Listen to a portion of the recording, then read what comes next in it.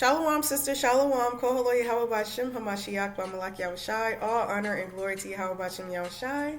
All praises to the Most High for a new day to get right, to repent through the Spirit and power of Yahweh Bashem Yahushai. Lord willing, y'all are feeling good through the Spirit.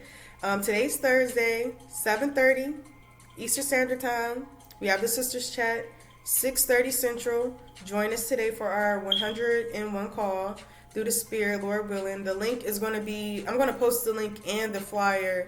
And sisters, anytime you want to look for that link, it's going to be on the WFI Handmaids page. It's handmaids _wa Yahweh Salaki. Hold on. It's handmaids Yahweh _wa Yahushai. Okay, the link is always going to be there as well with the flyer of the topic of the call. This call we're doing Bible trivia, just kind of land me back in off of our last call since we didn't get a chance to do the actual Bible trivia.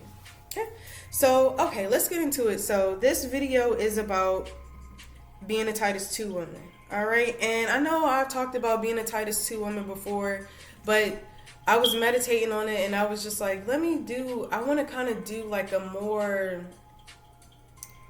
more detailed video for Sisters Through the Spirit. Okay, so let's just hop on into it. And I want to do what I plan on doing is trying to do different, bringing up different topics within Titus 2. So the next video, it's going to be a topic within Titus 2. This video is about behavior as becometh holiness for sisters, okay? All right, so let's just hop into it. And we all know what being holy is through the Spirit. Being holy is being set apart from the world. You know, when we walk around, people see us with our hair wraps. They see us with our fringes on. You know, they see that we handle ourselves in a different manner than a lot of other women, a lot of women in this world. So that's what makes us holy and set apart. You know, just not the outward appearance, but also the inward, the spirit that we carry. You know, it's more than just that outward appearance, like the scripture says. People can kind of see your light, like it says in Matthew, let your light shine before men so that they glorify our Father in heaven. So, you know, it's not just about your appearance, but people can tell that it's something different about you if you in the spirit and power of Yahweh Bashem Yahushai. They may treat you different. They might be like, there's something different about her. So, you know, that's what being holy is through the Spirit, keeping the law, statutes, and commandments, because the law is holy, just, and good. Just paraphrasing. All right. All right, and this is 1 Peter 1:15. But, y'all, sorry, it's a fruit fly, because I got this pineapple right here that I need to cut. And it's attracting, it got real ripe, and it's attracting fruit flies. It's sitting on my table. Okay, so Salakia, y'all. This is 1 Peter 1:15 and 1:15 and 16. But as he which hath called you is holy, so be ye holy in all manner of conversation, because it is written, be ye holy, for I am holy. So the Lord has called us to be holy Israelite women. So we have to be holy in not just our outward appearance, wearing the fringes, wearing the skirts, your hair wraps, but also in all manner of conversation, in the things that we speak out of our mouth. Okay? All right, and before we get into the topic, let's also read Titus 2:3. The aged women likewise, that they be in behavior as becometh holiness, which is the topic of this video, not false accusers, not giving too much wine, teachers of good things. Okay? So our main focus point on today is the behavior as becometh holiness, having that holy behavior as an Israelite woman. Okay? So again, like I was saying, we have to be holy in all manner of conversation and the things that we say out of our mouth, just not on the outward.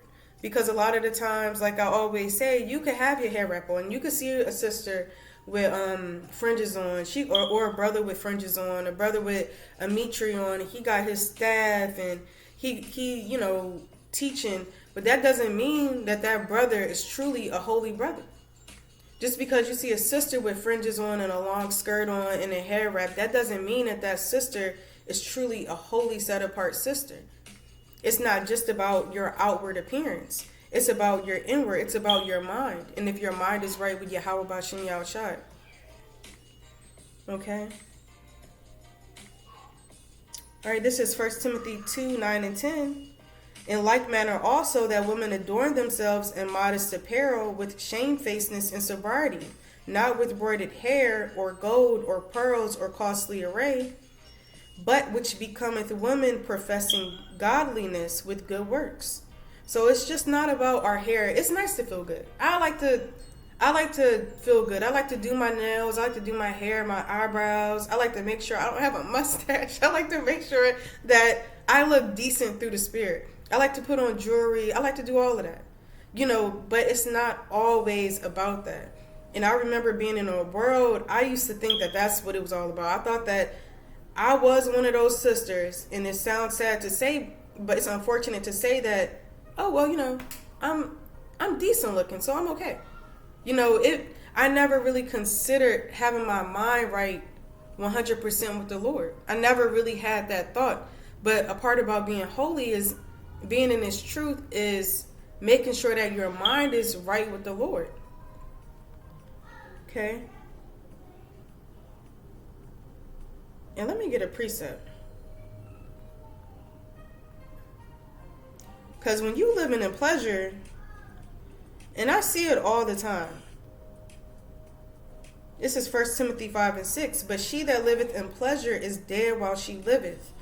So if you living in pleasure, you're pretty much walking dead. If you just out, all you worried about is which handbag you about to get next, or which earrings look like, which outfit, which scarf. If you just constantly living in pleasure and you not focusing on the commandments, you're walking dead. You're worried about to eat on the weekend. You're trying to figure out if you want to go here or if you want to go there. You're trying to figure out, just being carnal, even being in the truth. You want to make sure that you're not completely giving your mind over to pleasure so much to the fact where you so focused on Purim and your outfit for Purim, but you don't know what Purim is about.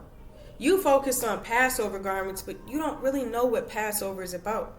You have to make sure that your mind is right with the Lord and that it's just not about the outward appearance. Okay? Because that's ultimately kind of living in pleasure. And you say you're in the truth, but it's like you're kind of walking dead. You got one foot in and one foot out. Okay? And we don't want to be like that. We're striving to be holy women through the Spirit. And I know a lot of sisters can watch this and say, well, I'm not really a Titus 2 woman because I'm not an aged woman yet. But these are things that we're striving to be through the Spirit. That Titus 2 woman comes with wisdom, time, going through experiences, raising children. Not every woman, it's gonna might not have children, might be a widow, whatever the case. We have all of these different accounts in the scriptures. You have Esther, you have Anna, you have Judith, but all of these women were Titus 2 women. But everybody's going to go through different experiences to build them up to be Titus 2 women. All right, so don't feel discouraged because you're a younger sister. Your main focus and goal is this is something that we're striving to be through the Spirit. Okay. All right, and I want to get 1 Samuel 16 and 7. But the Lord said unto Samuel, look not on his countenance or on the height of his stature, because I have refused him. For the Lord seeth not as man seeth. For man looketh on the outward appearance, but the Lord looketh at your heart. Looketh at the heart. Looketh on the heart. So although we might see someone and be like, oh, Shalom, sis, what's going on? You think, hey, this sister, she's got her hair wrap on. I met her in Hobby Lobby. She's getting the fringes, this and the third. But her mind not be right with the Lord. But the Lord sees that sister's mind isn't right. But we don't perceive that when we look at someone. So that's how we kind of have to, I'm trying to get over this cough. That's why I have this tea right here, because I'm really trying to get over this cough that I have. We all have one in the house, so it's kind of bad. But I'm trying to get over it. So Salaki if I cough. But back to what I was saying. We don't see how the Lord perceives things. But we have to understand it, but we can never really see because we don't know people's mind, a person's mind or their thoughts like the Lord knows. But the Lord is looking and seeing, okay, well, this sister, where's her mind at? She could be doing this, then the third, and, saying she's in the truth, but where is her heart really right with the Lord? Is she really striving to be that holy woman through the Spirit? All right, the Lord don't care about, all of our outward appearances. I mean, he cares if you're keeping the commandments, the laws, meaning that you got your fringes on and you dress modestly, etc. But it's not, like I was saying, it's not always about that. It's about making sure that your mind is right, because that's what the Lord is looking at. All right, so first things first, a part of being that holy woman is knowing when to speak. Knowing when to speak and knowing when not to speak. A lot of times you might see older women now, they're quick. I don't know about y'all, but all I see is a lot of older women just talking. Just talking. They let you know exactly how they feel. They let you know if you fat. They let you know why you got this on, what you doing that, why the baby don't have this, why your baby don't have that on. A lot of women, older women, are really animated and they have a lot of personality, and they kind of just say what's on their mind. But, being that aged woman, we have to really know when to speak and when not to speak. And it's like kind of learning that you don't have to always say what's on your mind. Okay? It's Proverbs 9:13. A foolish woman is clamorous, she is simple and knoweth nothing. So sometimes, sisters, older women just are clamorous, just kind of talking. You could know that your husband is wrong for this certain, so like if y'all hear the kids. You can know that a sister is wrong for a particular situation, or a brother is wrong for something, and it could be something light. And you could say, well, see, that's why I told you, da-da-da-da-da-da-da-da, this, that, and the third, and you could just be running off at the mouth. Or you could, or you could just be quiet and wait, and just, let it play out, and don't say anything. Sometimes you don't have to say anything. And that even goes into just talking in general. You don't have to just, sometimes you don't have to just talk. You don't have to just say everything that's on your mind all the time. You don't have to let everybody know what you're thinking. You don't have to prove a point that you're right. You don't have to just talk, you just talking. Pretty much. You don't have to be that sister. I feel like that aged woman kind of knows when to speak and knows when not to speak. But we're going to get more into that. Okay. All right, and that being clamorous, just talking all the time, that's like a demon. It's a demon. Being clamorous kind of brings calamity. It brings destruction. Because sometimes you could open your mouth and say something, and then you're like, dang, I should have never said that. And now you trying to figure out how to get yourself out of this situation with this sister, or with this, with your brother, or with your mother, or whatever the case may be. Okay. It's Proverbs 21:23. Whoso keepeth his mouth and his tongue keepeth his soul from troubles. So it's best to have that meek, Salakia. It's best to have that meek, and that tea tastes just like dirt and grass. Salakia. It's best to have a meek and silent spirit. Okay? Alright, this is 1 Peter 3, 4, and 6.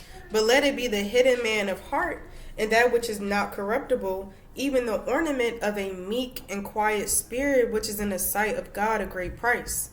For after this manner, in the old time, the holy women also, who trusted in God, adorned themselves, being in subjection unto their own husbands.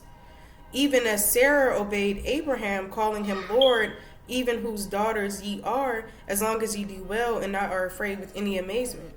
So having that, but let it be the hidden man of the heart that's not corruptible, meaning that you just not out here being corrupt. You're living a holy, set apart lifestyle, not only by your clothes, but also by your mind, by keeping the laws, statutes, and commandments on your mind. Okay? So that you're not corrupt. Even the ornament of a meek and quiet spirit. Just, no, I'm going to talk. I'm not going to say this because I know I should say it, but I'm not going to say it. Let me just be quiet. Let me just take it down. All right. And this is Ecclesiasticus 26:14. A silent and loving woman is a gift of the Lord, and there is nothing so much worth as a mind well instructed. Let me just be that silent and loving woman, and I'll know when I should speak and I'll know when I shouldn't speak. Because sometimes when you say something, it could just cause an argument. It could cause strife. It could cause contention. It can cause so many things. So it's just best to just have that meek and quiet spirit where you just kind of observe everything and let the Lord deal with it. Pretty much. All right? Because in the sight of Yahweh Bashem Yahushai, that's a great price. What's the precept about, let me get it.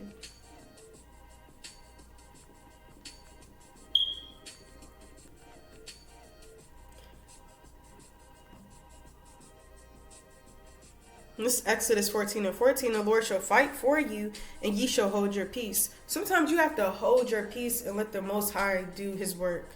In all situations, whether it's you bringing up a conversation with your husband, or you feel like someone's wrong about this, or you feel like, just kind of putting your emotions to the side. And that's one thing about sisters, we can be real emotional. I myself included. And that's something that I'm working on, and that I want sisters to work on as well. Sometimes we get so emotional instead of actually thinking logically, saying, hey, you know what? Let me just think about this. Let me think before I speak. Was I wrong? Should I have handled this better? Or if you get corrected, dang, let me actually think about it. Or did I just get cut with the scriptures because maybe that's me? Maybe the shoe fits. Maybe my husband's right about this. Maybe this sister, what she told me, was right. So it's no point of really saying anything. Let me meditate on it, and cast my care upon the Lord, and then let me think about what to say. Let me, so you're not just saying anything, you being clamorous, and you might have somebody look at you like, did you think about this before you brought this? Did you think about this? Because sometimes your husband might be thinking like, did you think about this before you said this to me? A sister could be thinking like, did you think about this before you said this to me? You kind of want to make sure that you're thinking about what you want to say before you say it. And ultimately, that's what Judith did. But we're going to get there in a minute. And Esther. Okay, so let's...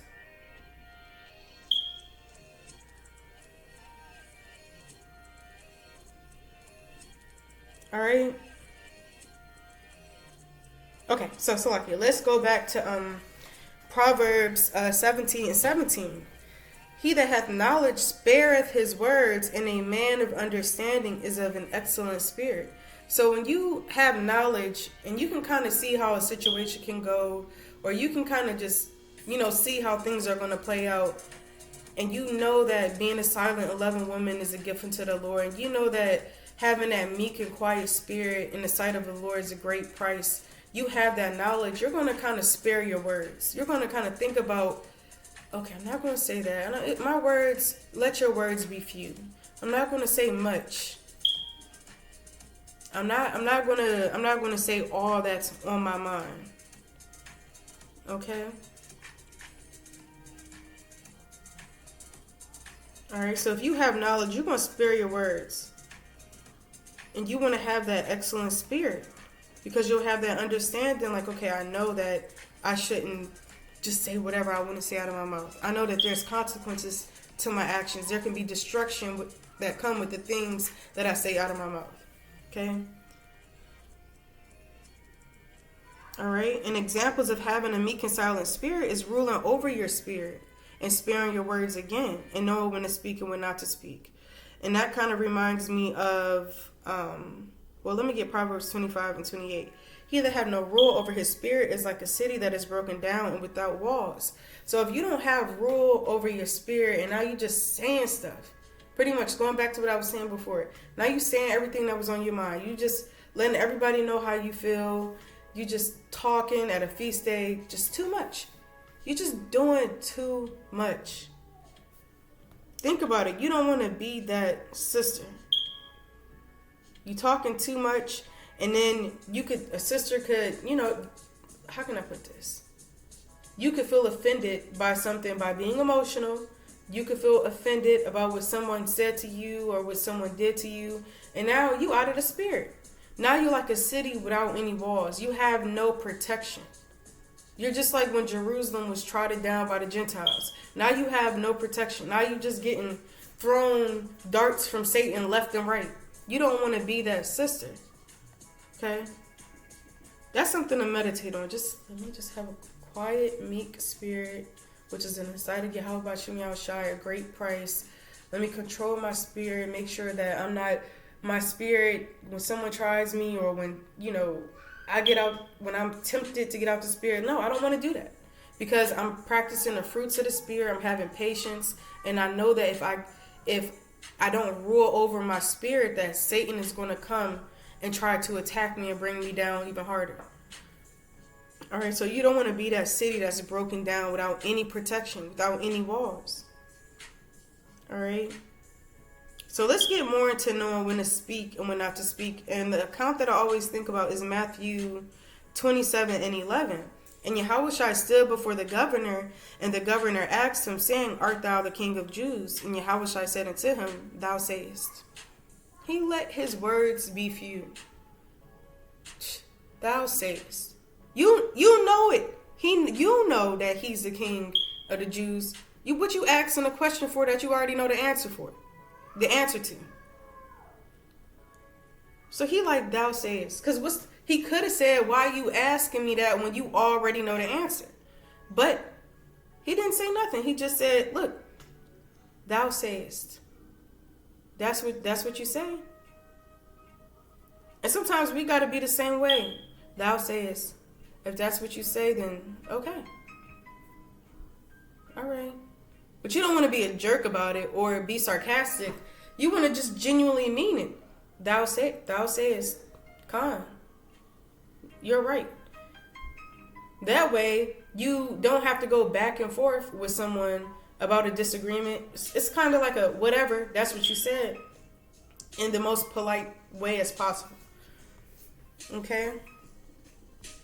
And that's how, if you can just imagine yourself being that aged woman, that older woman, that elder woman, I can kind of see that for sisters, where it's just like, thou sayest, baby, that's what you say.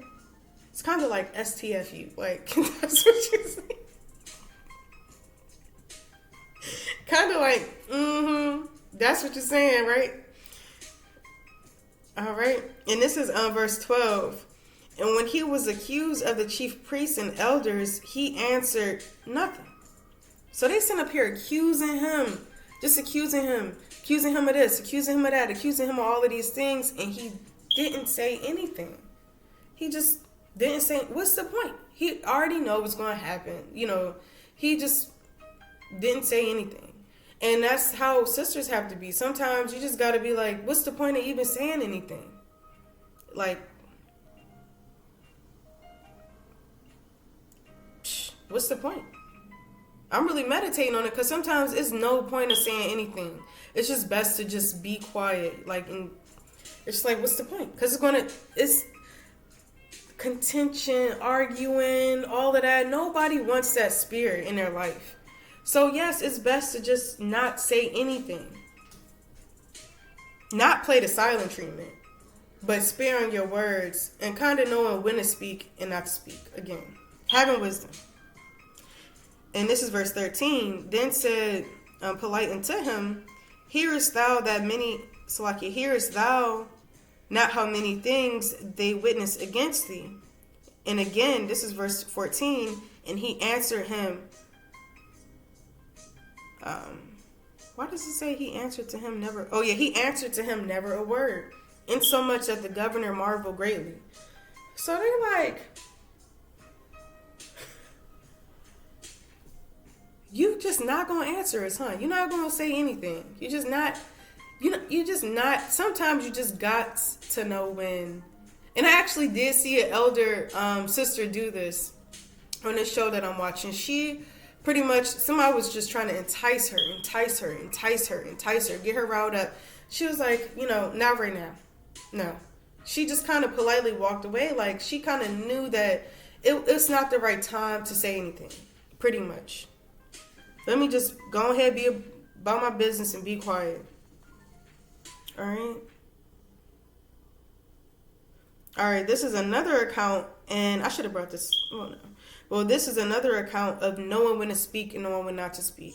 And this is Genesis 12:11-15, when Sarah was placed in that predicament where she had to go with the Pharaoh and the Egyptians, or the Pharaoh's servants. And when you read this precept, it's like this account, Sarah, I bring this out often, but Sarah didn't say anything. She didn't say anything because it was like she kind of knew through wisdom, look, I'm going to just be quiet. I'm not going to spare my words. I'm not going to say nothing, because it's a time and a place to speak. And that's really what becoming a holy woman is. Knowing when to speak and knowing when not to speak. All right. This is Genesis 12:11-15. And it came to pass, when he was come near to enter into Egypt, that he said unto Sarah his wife, behold now, I know that thou art fair woman to look upon. Therefore it shall come to pass, when the Egyptians shall see thee, that they shall say, this is his wife, and they will kill me, but they will save thee alive. Say, I pray thee, thou art my sister, that it may be well with me for thy sake, and my soul shall live because of thee. And it came to pass that when Abram was coming to Egypt, the Egyptians beheld the woman, that she was very fair. The princess also of Pharaoh saw her, and commended her before Pharaoh, and the woman was taken into Pharaoh's house. So she knew. She listened to her husband, and she said, look, I know what's going on. My husband told me what's going on. I don't have to say, why are you doing this to me, Abram? Why are you doing this to me? What if they do this, that, and the third to me? She truly trusted in the Lord, and she knew when to speak and when not to speak. She was kind of, what's the word I want to use? Discerning the times. She knew the time that she was in, and she was like, look, I know that I can't say anything because my husband told me not to, so I can save his life. So ultimately, by her sparing her words and having that meek and quiet spirit, she saved her husband's life. Okay? By the spirit and power of Yahweh Hashem Yahushai. Alright? Alright, and then there's a time for when you can speak. And I feel like a time that when you can't speak is when you got to stand up for the Lord. When you got to stand up for righteousness.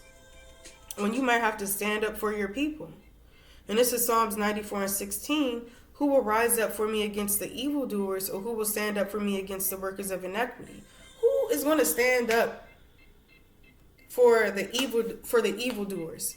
Who's going to stand up for people that's being wicked in this world? People that's being wicked in Israel? People that's just this corrupt place? Who's going to stand up for it? Who's going to stand up for the Lord? That's what the Lord is asking. Who's going to stand up for me against the workers of iniquity? I will. Because you have to know when to speak and not to speak. And that is when it's a time to speak. When you are in a position that you have to stand up for your people. And I'll bring out a few of those accounts. And this is, before I do that, it's Proverbs 31. She opened her mouth with wisdom, and her tongue is a law of kindness. Okay, she looketh well to the ways of her household, and eateth not the bread of idleness. All right, and to me, my household is not only my actual physical household where I live with my children and my husband. My household is also the house of Israel. I care for the house of Israel because this is my family. Y'all are my family. Y'all are my home at the end of the day. So my job, I feel like, is to look well to the ways of the body of Israel, okay, and not being lazy. All right. So let's just get into it. Let's read Judith chapter 8. Some of it. We're not gonna read the whole thing.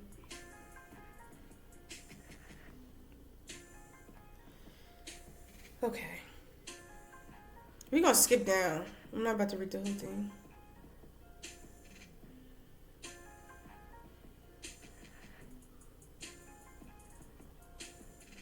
Okay.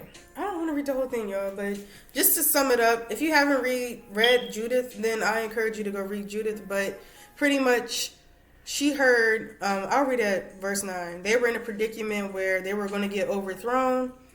And let me read it. Let me just read it. I'll just start at verse 6.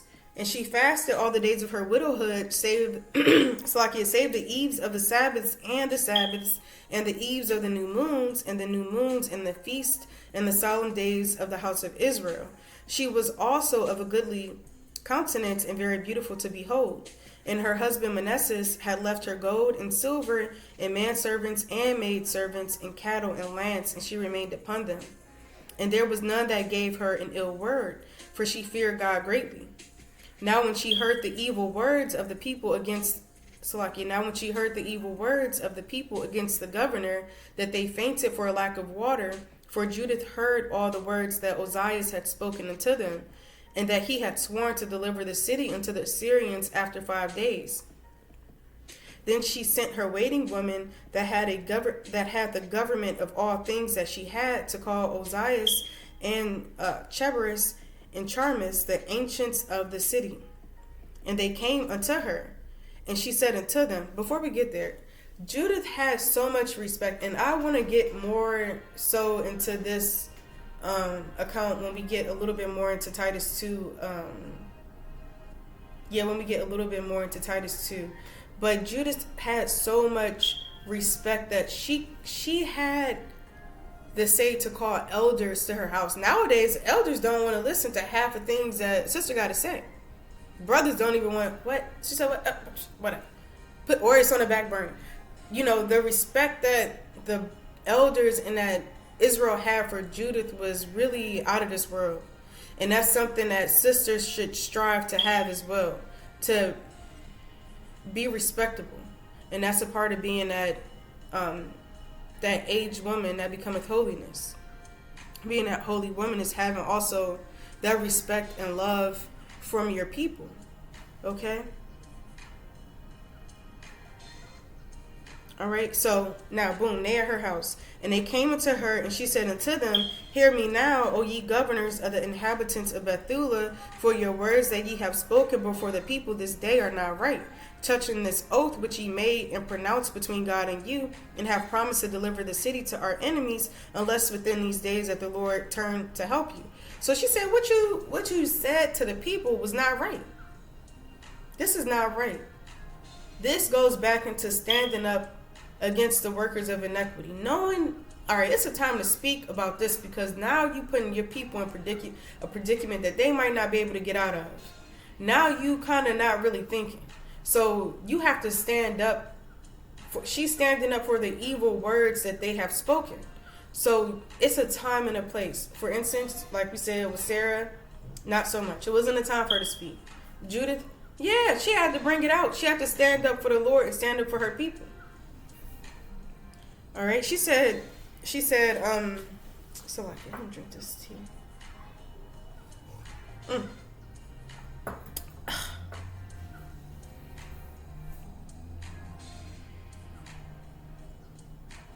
I'm sorry, I'm trying to get my mind right. This is so disgusting. She said, for your words that ye have spoken before the people this day are not right, touching this oath which ye made and pronounced between God and you, and have promised to deliver the city to our enemies, unless within these days the Lord turn to help you. She said, she had to let them know. She let them know. She said, and now who are ye that ye have tempted God this day, and stand instead of God among the children of men? And she said, who are you? Who are you? You trying to tempt the Lord. You are trying to tempt the Lord. Who are you? She said, and now try the Lord Almighty, but ye shall never know anything. Ye shall never know anything. For ye cannot find the depth of the heart of man, neither can ye perceive the things that he thinketh. Then how can ye search out God that hath made all these things, and know his mind, or comprehend his purpose? Nay, my brethren, provoke not the Lord our God to anger. For if he will not help us within these 5 days, he hath power to defend us when he will, even every day, or to destroy us before our enemies. Do not bind the counsels of the Lord our God, for God is not a man, that he may be threatened, neither is he the son of man, that he should be wavering. Therefore, let us wait for salvation of him, and call upon him to help us, and he will hear our voice if it please him. So I just wanted to, okay, let me finish it. For there arose none in our age, neither is there any now in these days, neither tribe, nor family, nor people, nor city among us, which worship gods made with hands, as hath been aforetime. For the which cause our fathers were given to the sword, and for a spoil, and had a great fall before our enemies. But we know none other God. Therefore we trust that he will not despise us, nor any of our nation, for it will be taken so. For if we be taken so, all of Judea shall lie waste, and our sanctuary shall be spoiled, and he will require the profanation thereof at our mouth, and the slaughter of our brethren, and the captivity of our country, and the desolation of our inheritance will he turn upon our heads among the Gentiles, wheresoever we shall be in bondage. And we shall be an offense and a reproach to all them that possess us. For our servitude shall not be directed to favor, but the Lord our God shall turn it to dishonor.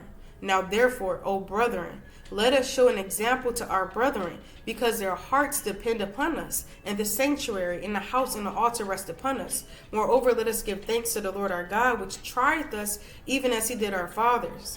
Remember what things he did to Abraham, and how he tried Isaac, and what happened to Jacob in Mesopotamia of Syria, when he kept the sheep of Laban, his mother's brother. For he had not tried us in the fire, as he did them, for the examination of their hearts.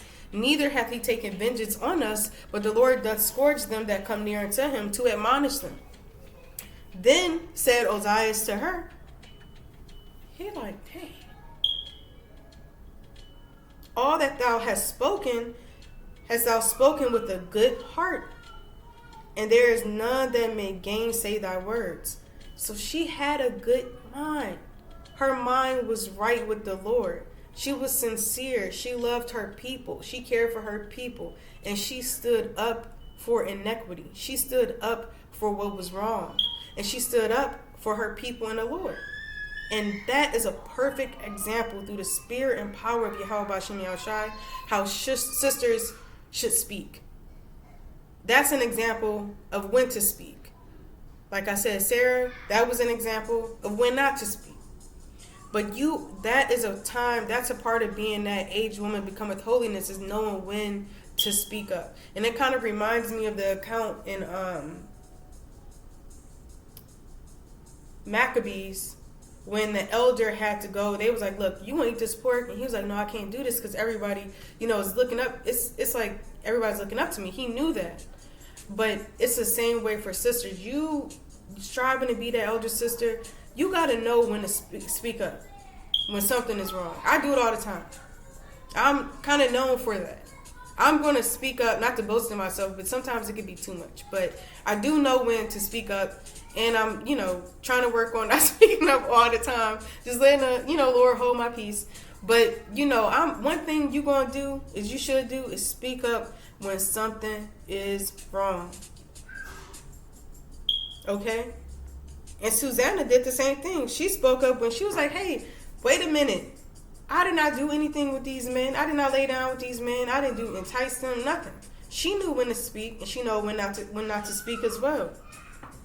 And sisters, we got to be the same way. We got to know when to speak.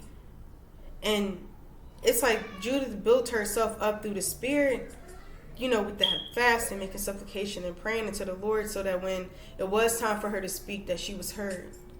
And that's what you have to do even within your own households, even within your congregation. You have to build yourself up through the Spirit, where you have good works, where everyone knows that your mind is right with the Lord. So if you are in a position like Judith, then nobody can gainsay your words. Okay?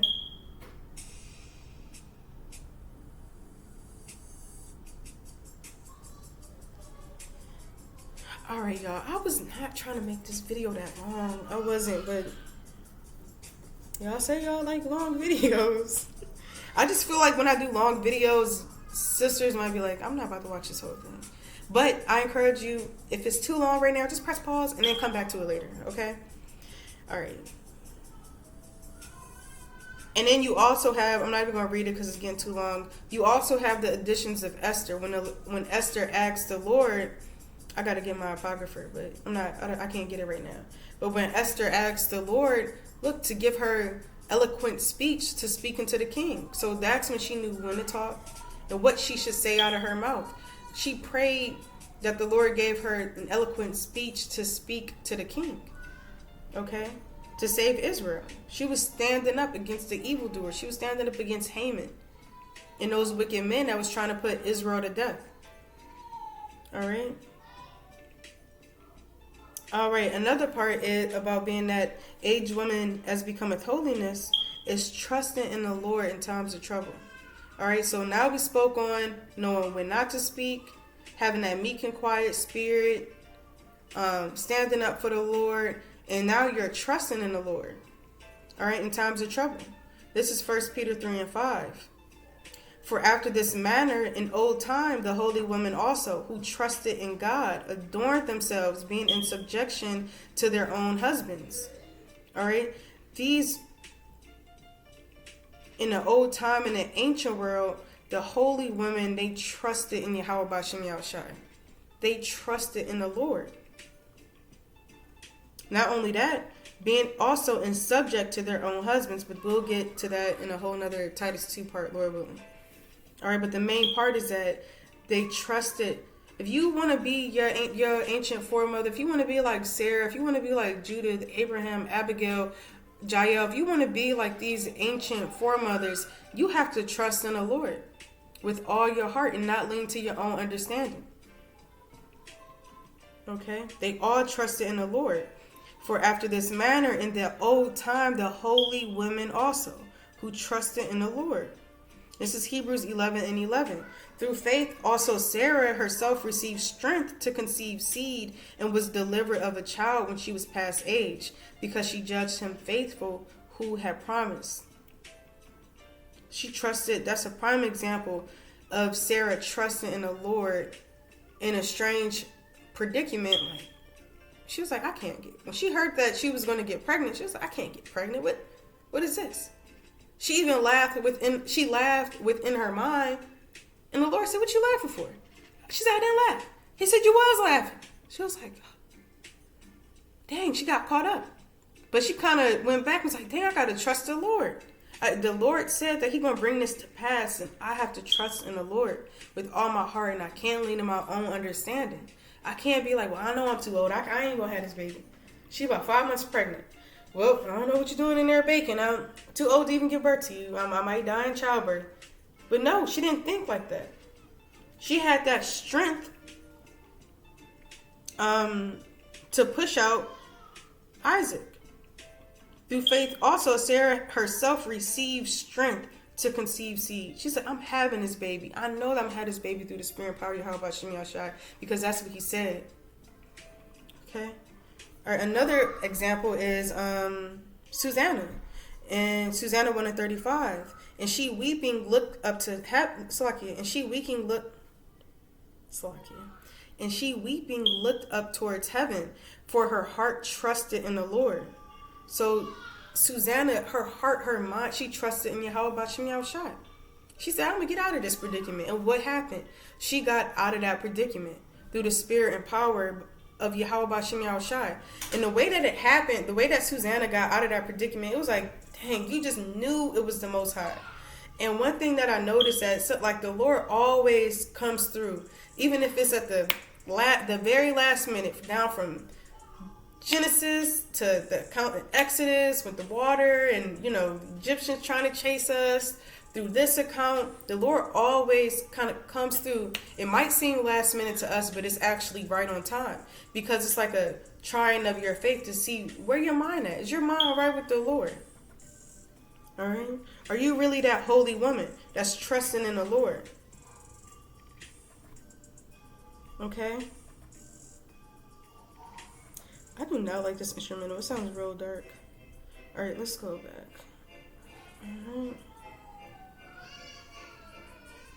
All right, and this is another example of Judith trusting in the Lord. But we know none other God. Therefore, we trust that He will not despise us, nor any of our nation. So you got Sarah trusting in the Lord. You got Susanna. You got Judith. You got Esther. You got the list goes on. Elizabeth, Mary, Abigail. You have all of these, Tabitha. You have all of these sisters that trusted in the Lord.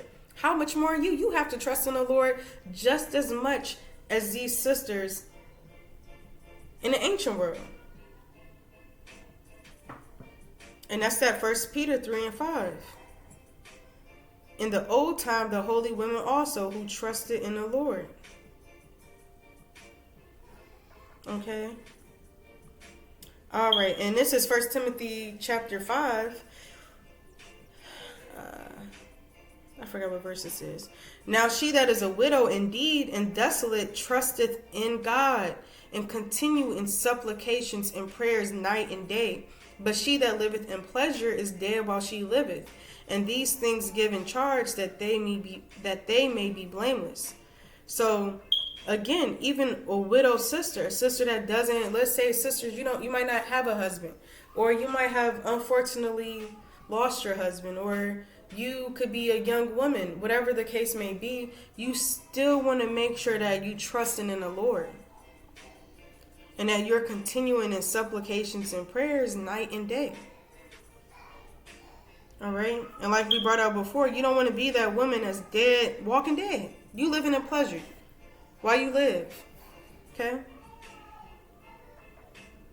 All right, so now that we got into trusting the Lord, all right, now we want to talk about praising the Lord and also trusting Him as well. But it kind of goes in, it's the same thing. But this is 1 Samuel chapter 1. And Hannah prayed and said, my heart rejoiceth in the Lord. My horn is exalted in the Lord. My mouth is enlarged over my enemies, because I rejoice in thy salvation. So a part of being that holy aged woman, as becometh holiness, is rejoicing in the Lord. Not only trusting in the Lord, but when the Lord brings something to pass, rejoicing. And even when you are going through trials and tribulations, like Paul said, you got to rejoice.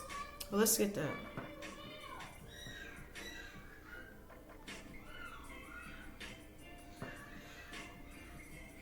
So I can on my phone. All right. This is Romans 5 and 3. And not only so, but we glory in tribulations also, knowing that tribulation worketh patience. So we still glory, and we still glory and rejoice, not only in the salvation that the Lord is going to bring into us, but also in our tribulations. That's a part of being a holy woman as well. All right.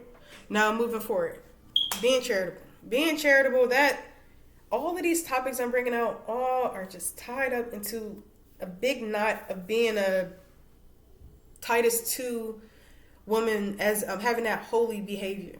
All right, you have to, it's no way you can say that you're in this truth and you're not charitable. There's no way possible. All right, you have to have that charity as well. And that's Proverbs 31 and 20. She stretcheth out her hand to the poor, yeah, she reacheth forth her hands to the needy. So you need this, whatever you need this, sister, I got you. You need this? All right, cool, I got you. You need this? All right, well, they need this. I know some extremely charitable sisters where all they do all day long is think about what people need and what they can do for sisters and what they can do for brothers. But nobody will know, because they know not to let everybody know what their works is, etc. We know the scriptures. But that's being a Titus 2 woman, having that holy behavior, is being charitable. And not letting everybody know what you're doing. Don't let your right hand know what your left. Nobody should know that you have to give this sister something, or the congregation something. Nobody should know that. Okay? Because it's kind of taken away from what you did. But, you already know. We're not about to get into that right now. All right. And Purim is coming up. So Purim is coming up. This is the perfect time to start thinking like, okay, well, what can I do for the homeless?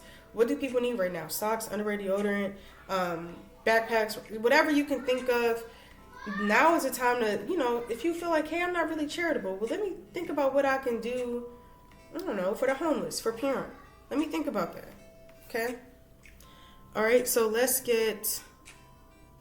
move on to, God, I'm so mad this video so long. Let me not be mad about it. It's okay. All right, this is 1 Timothy 5 and 3. Honor widows that are widows indeed, but if any widow have children or nephews, let them learn first to shew pity at home and to requite their parents, for that is good and acceptable before God. So I like this precept because it kind of made me think about how this is also a form of charity when sisters look out for other sisters' children, look out for, your nieces, your nephews,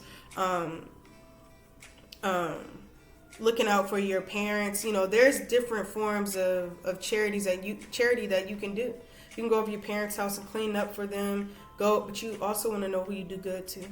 But, watching a sister kids for her, just being that kind woman that has an open arm spirit. I'm here if you ever need me.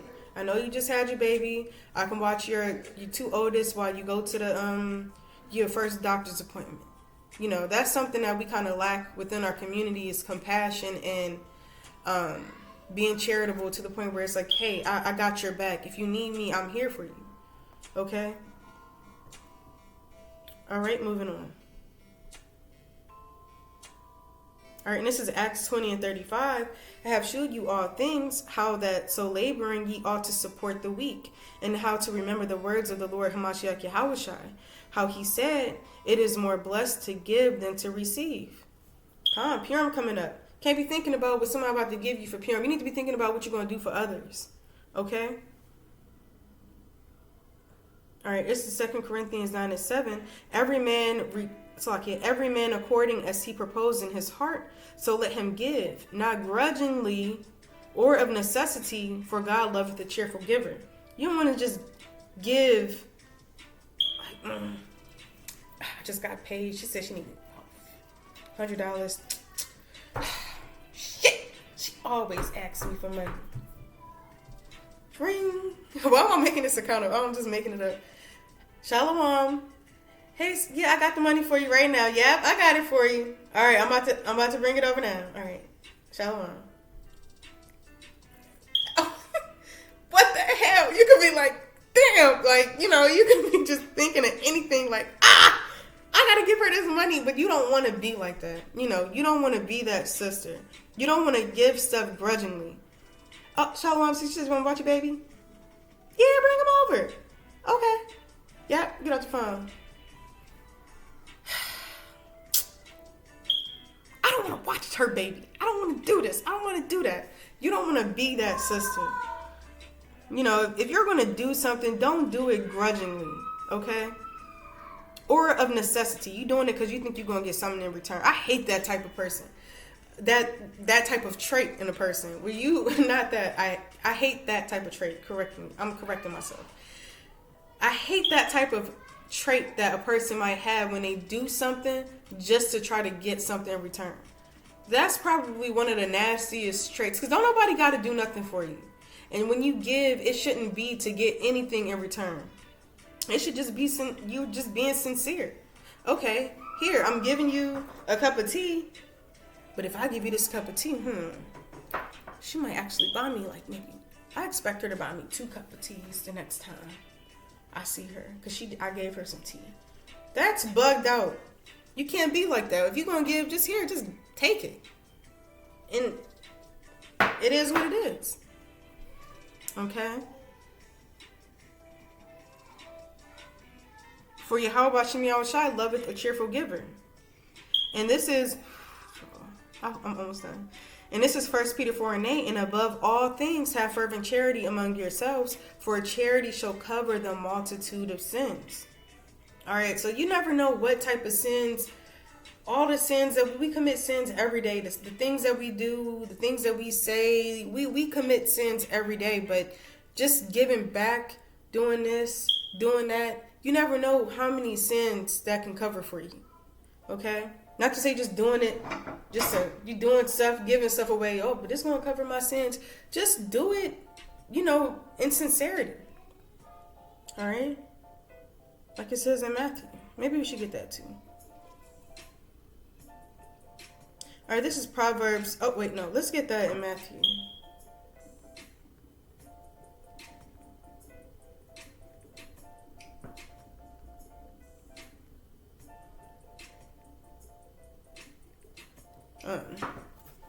So, like, you have to actually look this precept up.